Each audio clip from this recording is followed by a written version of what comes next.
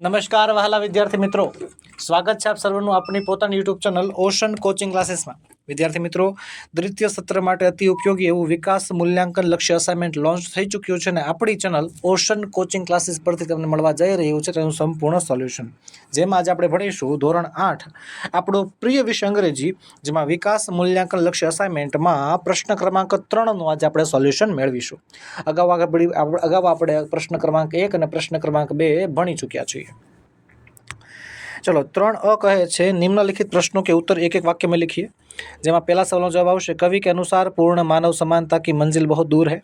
बीजा सवाल नो जवाब इंसान को बांटने से यह तात्पर्य है कि उसे छोटे बड़े ऊंच नीच जाति पाति और गोरे काले आदि समूहों में विभाजित करना. तीजा सवाल नो जवाब आवशे उदास आंगन का हक खिलती हुई बहार पर होना चाहिए. चौथा सवाल नो जवाब आवशे सूरज का संदेशा हर घाटी और मैदान को नहीं मिला. पांचमा सवाल जवाब आवशे धरती के ऊपर नीले गगन का वितान है. पछी काव्य नंबर 5 मांथी पहला सवाल जवाब आवशे कवि किसी साधु या फकीर को अपने द्वारा भूखा नहीं जाने देना चाहते. बीजा सवाल जवाब आवशे हीरा बड़ा है क्योंकि वह अपनी कीमत स्वयं नहीं बताता. तीजा में जवाब लखीशु कुसंग उत्तम प्रकृति वाले को कुछ नहीं बिगाड़ सकता.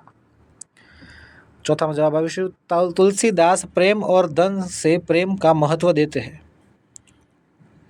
पांचवा जवाब लिखीशु कबीर इस तरह के व्यक्ति है जिनकी न किसी के दोस्ती है और न किसी के साथ दुश्मनी. આગળ વધતા પહેલા તમારા માટે ખાસ નોંધ વિદ્યાર્થી મિત્રો, ધોરણ 3 થી 8ની દ્વિતીય સત્રાંત પરીક્ષા 2025 માટે ખાસ ઉપયોગી એવું મોસ્ટ આઈએમપી પ્રેક્ટિસ પેપરનું આયોજન તમારા માટે કરેલું છે. જી હા વિદ્યાર્થી મિત્રો, બધા જ વિષયના રેડી ટુ પ્રિન્ટ પ્રશ્નપત્રો સોલ્યુશન સાથે પીડીએફ સ્વરૂપમાં તમારા માટે ઉપલબ્ધ છે, જેના એક વિષયની કિંમત માત્ર 20 રૂપિયા છે. બ્રાન્ડિંગ પણ તમારા માટે શિક્ષક મિત્રો તમારા માટે કરી આપવામાં આવશે. આપની શાળા, આપની સંસ્થા, આપના ક્લાસીસના નામ ઉપર લોગો સાથે બ્રાન્ડિંગ પણ અવેલેબલ છે, માત્ર ને માત્ર 20 રૂપિયામાં એ થઈ જશે. અમને કોન્ટેક્ટ કરવા માટે આપણો મોબાઈલ નંબર 7046222254 પર તમે એની ટાઈમ કોન્ટેક્ટ કરી શકો છો. प्रश्न क्रमांक 3B में जेमा लख्यू है निम्नलिखित प्रश्नों के उत्तर दो वाक्यों में लिखिए. पहला में जवाब लखीशु सर्वत्र समानता का भाव फैलने पर लोगों में परस्पर अपनत्व की खुशी होगी, तब कोई किसी पर जुल्म कर उसकी मुस्कान को रौंद नहीं पाएगा, अर्थात नष्ट नहीं कर सकेगा. बीजा सवाल में लखीशु जवाब वर्षा के लगातार अभाव और भूकंप के तेज झटके धरती की हरियाली नष्ट कर सकते हैं. प्रकृति के ये रौद्र रूप हरी भरी धरती को रेगिस्तान में बदल सकते हैं. तीसरा में आंसर आवश्यक उजाले को बंदी बनाने का अर्थ है उसे अपने अधिकार में रखना. इसलिए बिजली की रोशनी अभी धनवानों के घरों में दिखाई देती है, गरीबों की झोपड़ियों में नहीं. चौथा में आंसर आवश्यक कविता के अनुसार अब तक मंदिर, मस्जिद और गिरजाघर आदि के रूप में भगवान का बंटवारा हो चुका है. इसी तरह भिन्न भिन्न देशों के रूप धरती और सागर भी बांट लिए गए हैं.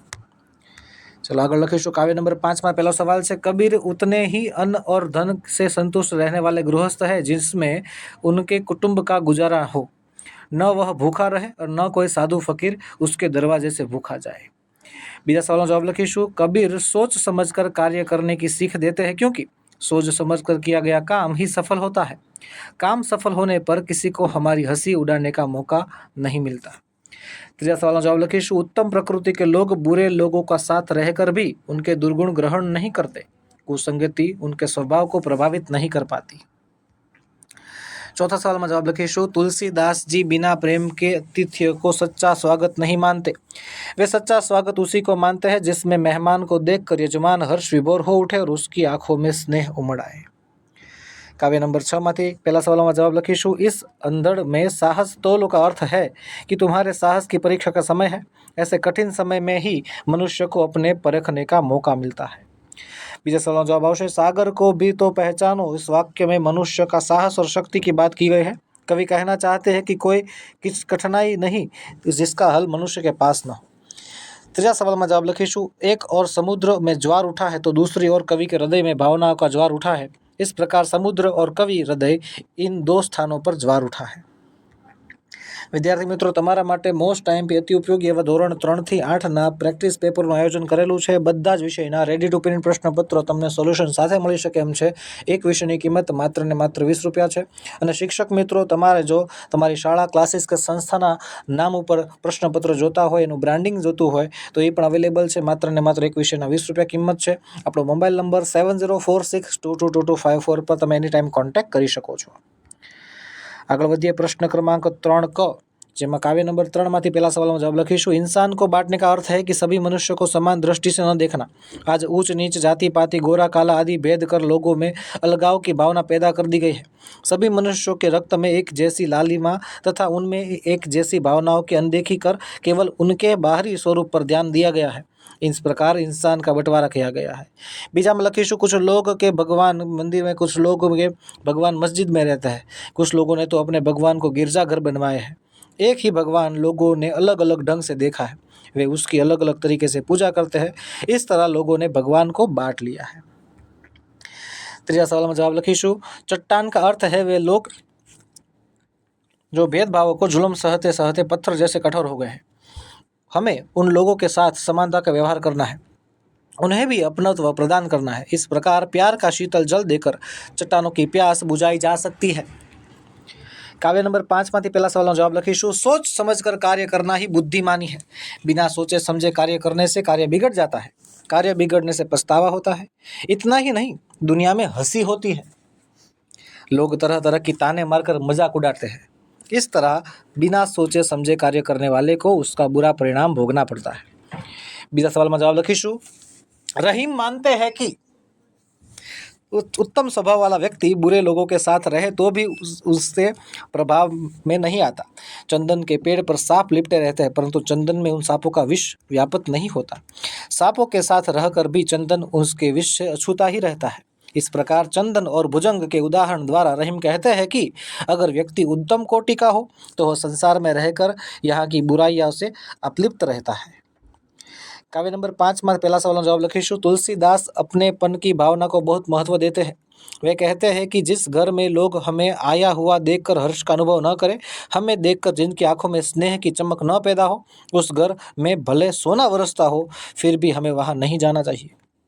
चौथा सवाल जवाब लखीशु। यदि भगवान मुझे कुछ मांगने के लिए कहे तो मैं उनसे मांगूंगा, प्रभु मेरी बुद्धि इतनी तीव्र हो जाए, कठिन विषय भी मुझे सरल लगे। आपकी कृपा से स्वस्थ शरीर और ऐसी तीक्ष्ण बुद्धि पाकर मैं व्यापार के क्षेत्र में अच्छा यश पाऊं और अपने माता पिता तथा अन्य स्वजनों को किसी तरह दुख न पहुंचने दूं। इतना ही नहीं, समाज की सेवा करने में भी मैं समर्थ बन सकूं और अपने देश को भी कुछ लाभ पहुंचा सकूं। इस प्रकार भगवान से अपने परिवार और समाज और देश की सुखी बनाने के लिए, शक्ति बनाने के सामर्थ्य मांगूंगा। ત્યારબાદ કાવ્ય નંબર 5માં ત્રીજો સવાલ, 5મા સવાલનો જવાબ આવશે। लोग धर्म के नाम पर दाढ़ी रखते हैं, सर जटाजूट रखते हैं, तरह तरह के तिलक करते हैं और अलग अलग तरह की मालाएं जप करते हैं। गले में तरह तरह की मालाएं धारण करते हैं। धर्म के नाम पर लोग देवी देवियों के भोग के नाम पर तरह तरह के व्यंजन बनाकर उनके सामने रखते हैं। भगवान पर सोने चांदी के आभूषण चढ़ाते हैं। धर्म के नाम पर कहीं कहीं पशुओं की बलि भी दी जाती है। इस प्रकार धर्म के नाम पर लोग अनेक प्रकार से आडंबर करते हैं। छठा सवाल जवाब आवश्य। अच्छे व्यक्ति की संगति से मैं अपनी बुरी आदतें छोड़ सकूंगा। मेरा चरित्र अच्छा बनेगा, मेरे विचार अच्छे बनेंगे, मेरी बुद्धि अच्छी बनेगी। मैं समय का सदुपयोग करूंगा। दुर्व्यसनों में धन और शरीर की बर्बादी होती है। अच्छे व्यक्ति की संगति मुझे इस बर्बादी से बचाएगी। इससे मुझे अपने निर्धारित लक्ष्य की ओर बढ़ने की प्रेरणा मिलेगी। सभी बाधाओं को दूर करने के उपाय मिलेंगे। जीवन में सुख शांति से रहने का तरीका मिलेगा। इस प्रकार अच्छे व्यक्ति की संगति हर तरह से मेरे लिए वरदान सिद्ध होगी। काव्य नंबर 6 નો પહેલા સવાલનો જવાબ આપીશું આપણે। कवि नाविक से कहता है कि तुम तूफानों से मत घबराओ, तुम उनका सामना करने के लिए अपनी पतवार उन्हीं की दिशा में मोड़ दो। तुम आंधियों का सामना करके देखो कि तुम्हें कितनी ताकत है। तुम असीम सागर को बता दो कि मानव मिट्टी का पुतला होने पर भी तूफानी सागर से कभी हार नहीं मान सकता। अपना साहस दिखाने के लिए ऐसे मौके बड़े भाग्य से मिलते हैं, इसलिए आज तुम तूफानी सागर से लड़ने का अवसर मत गवाओ। बीजा सवालों जवाब लखीशु। समुद्र में बड़े जोर का तूफान आया है। उसे देखकर ऐसा लगता है कि जैसे वह जहर उड़ रहा है। समुद्र से लहरें इस प्रकार उठ रही है कि जैसे मौजे की नाव की निगल जाए। तूफानी समुद्र ऐसा लग रहा है जैसे उसका सामना कोई नहीं कर सकता। सागर के ज्वार ने बड़ी कठिन परिस्थितियां पैदा कर दी है। तूफानी समुद्र आज अपने असीम शक्ति दिखाने पर तुला है। उसकी लहरों ने जैसे मनुष्य को पराजित करने की ठान ली है, तो इस प्रकार समुद्र ने बड़ा उग्र स्वरूप धारण किया है। त्रीजा सवाल जवाब लखीशु। कवि सागर के तूफानी स्वरूप से नहीं डरता, वह चाहता है कि नाविक भी तूफानों की लहर से भयभीत न हो। कवि नाविक के अदम्य साहस के माध्यम से सागर को बता देना चाहता है कि सागर असीम है तो मनुष्य का साहस भी असीम है। मांझों में वह शक्ति है जो सागर की तूफानी लहरों को जवाब दे सकती है। समुद्री तूफानों से मानव ने कभी हार नहीं मानी। इस प्रकार कवि सागर को इस बात की अनुभूति करा देना चाहता है कि वह कितना भी रौद्र बने, उमा भयभीत होने वाला और हार मानने वाला नहीं है।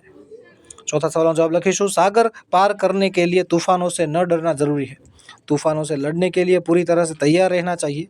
सागर कितना भी तूफानी बने, नाविक में आत्मविश्वास की कमी नहीं होनी चाहिए। यही नहीं भूलना चाहिए कि सागर की चुनौती भाग्यवानों को ही मिलती है। इसलिए अपनी शक्ति को पहचानने के लिए सागर की चुनौती को स्वीकार करना चाहिए। इस प्रकार सागर पार करने के लिए शक्ति, साहस और आत्मविश्वास की आवश्यकता है। पांचवा सवाल जवाब लखीशु। मनुष्य धरती पर जन्म लेता है, वह मिट्टी में खेलकर बड़ा होता है। मिट्टी में उत्पन्न होने वाले पदार्थों से ही मनुष्य का पालन पोषण होता है। मिट्टी उसकी माँ है। मनुष्य के मर जाने पर उसका शरीर मिट्टी में ही मिल जाता है। इस प्रकार मनुष्य अपने जन्म से लेकर मृत्यु तक मिट्टी से जुड़ा रहता है। मिट्टी से मनुष्य की इस अभिव्यक्तता के कारण कवि मनुष्य को मिट्टी का जिला कह रहा है।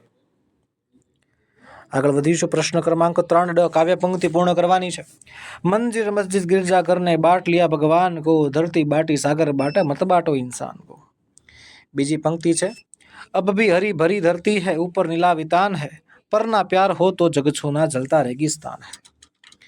त्रीजी पंक्ति है, साथ उठे सब तो पहरा हो, सूरज का हर द्वार पर, हर उदास आंगन का हक हो, खिलती हुई बहार पर। तो बस बाळ मित्रों, आजना विडियोमां एटલું જ। આજે આપણે સોલ્વ કર્યો અસાઇનમેન્ટનો પ્રશ્ન ક્રમાંક 3। મળીશું આવતા વિડીયોમાં, જેમાં આપણે અસાઇનમેન્ટનો પ્રશ્ન ક્રમાંક 4 લઈને હાજર થશું, તેનું સંપૂર્ણ સોલ્યુશન લઈને હાજર થશું।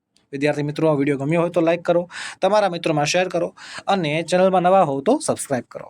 જય હિન્દ, જય ભારત।